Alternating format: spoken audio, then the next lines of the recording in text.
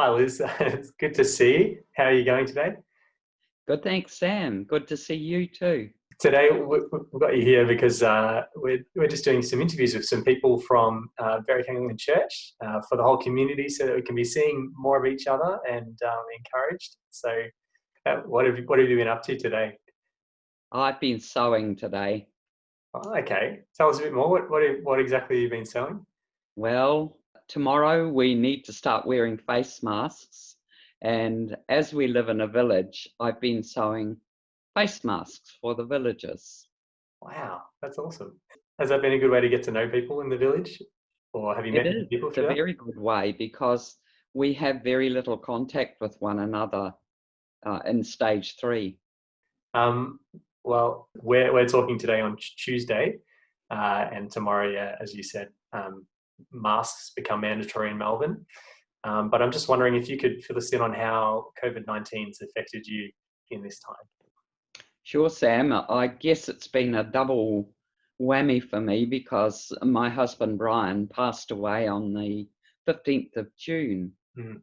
So not only have I been coping with COVID, but also with the death of my dear husband, of who we'd been married nearly 60 years. Yeah, yeah. So it's Mhm. been challenging at times. Mm. Yeah, absolutely. There's been a lot that's been happening for Mm. you in your life, particularly, as well as this strange sort of COVID situation. Yeah. Mm. Mm. Is there, in the midst of all of that that's happened and been going on, has there been anything that's been encouraging you particularly throughout this strange season? Oh, God's faithfulness. Mm. Knowing that even though I've sometimes been in hard places, God is always there. He is the same yesterday, today, and forever. Yeah, that's wonderful. It's wonderful, and so encouraging that you can say that in the midst of everything that's been happening. Is that what sort of continues to keep you going in particularly tough times, or are there other things as well that help you to keep going in tough times? Well, being connected to people, I'm very much a people person, Mm. and chatting with folks. Some of my friends from BAC have been wonderful and kept in constant touch with me, and also FaceTime with family in New Zealand and Perth and Geraldton, where our daughter Fiona lives. And Yeah, that's very helpful. yeah, absolutely. Must be challenging having family like in another country at It is. this time. Yes, it is. Yeah. But, They worry when they see the numbers rising in Melbourne. They worry. They're mm, very concerned. absolutely. One final question to do with just with our teaching. We've just started a new series on Luke's Gospel last week.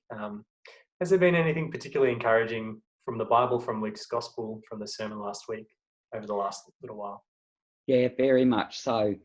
Reese preached on who provides for me, Mm. and that came through very clearly to me. And I thought about the fact how Jesus provided for us for Brian in the early days of COVID back in March. Of course, he was still home, but his behaviour became a bit challenging, and I began to wonder, when, Lord, how much longer can I cope here? Because the nights especially, he often was very restless and up, and I'm not very good without sleep. Mm. Mm. And my prayer had been to the Lord, please, Lord, don't let him suffer and go down that awful, long, horrible road of end time dementia. Well, 4 days into his respite, at 7:30 in the morning, the Lord took him home. Mm. He just went quietly. And I thought about the timing, it was amazing, because that was in that timing of when we had that space and things were starting to open up again.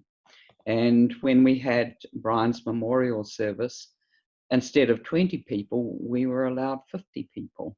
Mm. And I thought, only God could arrange that. And our daughter Fiona could come from Western Australia and spend 10 days with me. Mm. And it was just so incredible how God arranged that time. And how good is that? Mhm. What a faithful God we serve. And I really want to give him the glory. Mm.